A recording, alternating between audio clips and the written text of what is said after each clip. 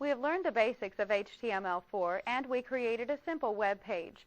Now we're going to learn some ways to make our page look more professional and interesting. One way is by using the paragraph tag. This tag will group text into a paragraph. Let's group the last paragraph on our page with an actual paragraph tag. First, we'll toggle to the HTML document. Just press Alt plus Tab. Now we want to apply the paragraph tag to the last paragraph. Place the cursor before the word we. Now go ahead and type in the paragraph tag. It's a left angle bracket, the letter P, then the right angle bracket. The markup tag for paragraph does not require a corresponding end tag. The paragraph tag only prompts the web browser to insert a blank line. Now let's see what it looks like in our browser. First, save the file. Toggle to the browser window. And finally, refresh this page by pressing F5. Not much difference, is it? Well, that's because the paragraph tag just adds a line above the paragraph. Let's try another line and see how it looks. Alt-Tab back to the HTML document. Now let's add a paragraph tag in the middle of the last paragraph. First, let's delete the paragraph tag we entered a moment ago. Now place the cursor before the sentence that starts, "If you did not." Here we'll enter the paragraph tag. Let's save our document and see what the change looks like. Alt-Tab back to the browser window. Now refresh. Notice how the last paragraph is now broken up.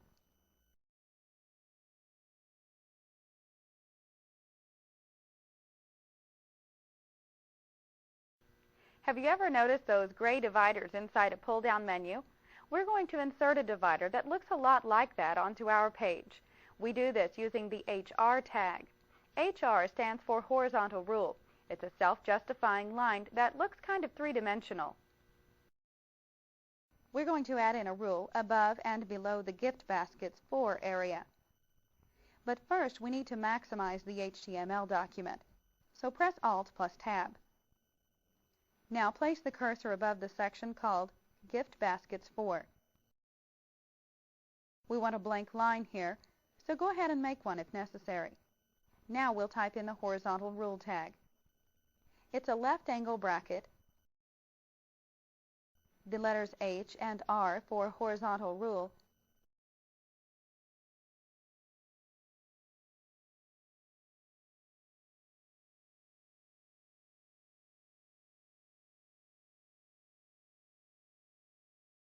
we're going to add in a rule above and below the gift baskets for area. But first, we need to maximize the H. Now let's add another one after this section. So place the insertion point after birthdays. On a blank line below it, let's enter in another horizontal rule tag. As we may have already guessed, this tag doesn't require a closing tag. After all, the horizontal rule wouldn't continue forever if we didn't add the closing tag. It goes across the span of a single line. So let's check it out. We'll save this document by pressing Ctrl plus S. Now toggle to the browser window by pressing Alt plus Tab. And finally, refresh the page. Pretty slick, huh?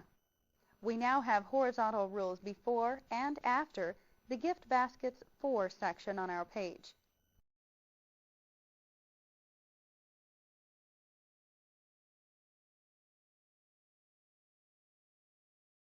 We can spice up a horizontal rule by adding some attributes to the tag. For instance, let's say we want to change the rule's color. Toggle to the browser window by pressing Alt plus Tab. We'll click inside the first horizontal rule tag and add an attribute here. So start out by adding a space to indicate the attribute is coming. Now let's make this rule blue. We'll type color equals, then the color we want in quotes. This will make the rule blue. But before we see how it looks, let's add another attribute. By the way, yes, we can add more than one attribute to a tag. Let's adjust how wide this rule is. We don't really want it to touch both sides of the page. For this, we use the width attribute. So with our cursor still inside the HR tag, add a space at the end of the attribute for color. We want the cursor right after the closing quote. Now add a space after the end of this attribute to indicate that we're adding another attribute. This time we'll type in width equals, then, in quotes, the percentage of page that we want this to spread across. Let's make this space across 75% of the page. Now let's copy this tag and use it to replace the other plain horizontal rule. First, select the tag with all the attributes. And now click the Copy tool. Now select the plain horizontal rule tag.